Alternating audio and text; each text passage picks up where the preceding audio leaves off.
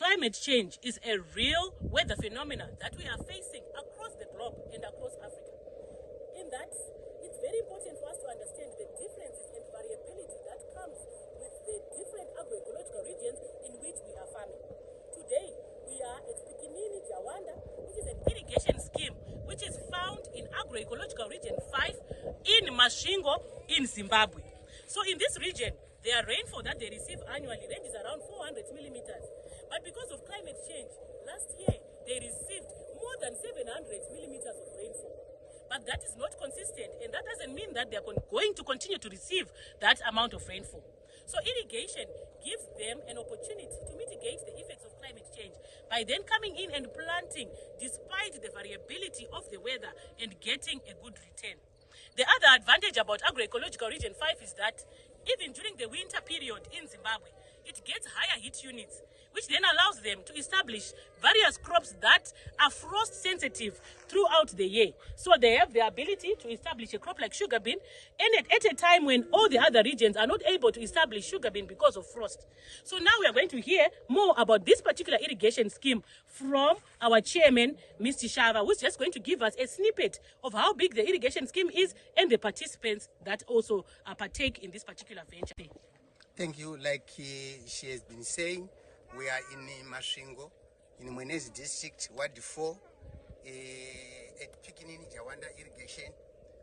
This irrigation scheme is around 156 hectares, and we are about 300 farmers, 122 women, 177 men. We are planting wheat, beans, maize, and we've got plans to go further and plant banana crops across the stream there. So this is where we are, but we are saying we've got benefits, a lot of benefits that we have.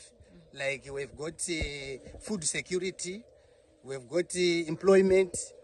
So this is what we are actually doing at Pikinini Jawanda irrigation in Masvingo, Mwenezi district. So for beans and varieties of maize, 555. We are thankful to what government, GCF and UNDP. Their farming enterprises is making sure that they also participate in farmer field schools, farmer meetings, and also benchmark their activities. So today we are also having a farmer field school in Mwenezi at Pikinini Jawanda, and I'm joined by the agronomist here. He is the business advisor from the Ministry of Agriculture. He's going to introduce himself and give us a few nuggets in terms of advice that he would give other farmers, as we were also discussing with the farmers who are here present. Over to you.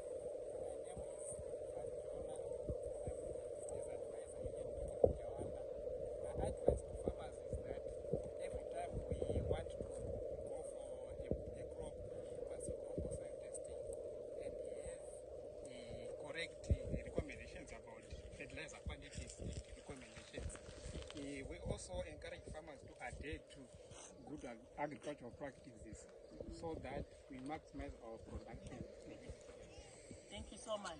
So there you have heard it from the expert. It's very, very important for our farmers to do soil analysis. No matter the crop that you're going to be planting, you need to start with the right basics. If you get the basics right, then you are set to get the rest of the equation correct. So here we were talking about sugar beet and we were talking about wheat. So I'll just summarize what we spoke about. So we are saying that this sugar bean crop here, these are 2 plants, but we were also just telling and sharing with our farmers the yield determinants in sugar bean, as every crop has a particular yield element or the economic yield that you're looking at. And the economic yield in sugar bean are the pods. So we were counting the number of pods that we have here and the number of seeds. So we counted and we found that there were 15 to around 18 pods per plant. And then we went on to open on one of the seeds where we found that we got between 7 and 9 pods per plant. So it's very, very important for you to know your yield determinants. And just as a show of faith, we'll just give you an example of what we did here. There we are seeing, these are the pods inside there. We are seeing the pods coming out there. So these are examples of the pods there. So we were counting the pods, and here we are seeing that we have 3, 4, 5, that one fell off. and we have 6. So we have 6 seeds in one pod, and with the 15 pods per plant, then also with the plant population, it speaks to a yield potential of about 2 tons per hectare.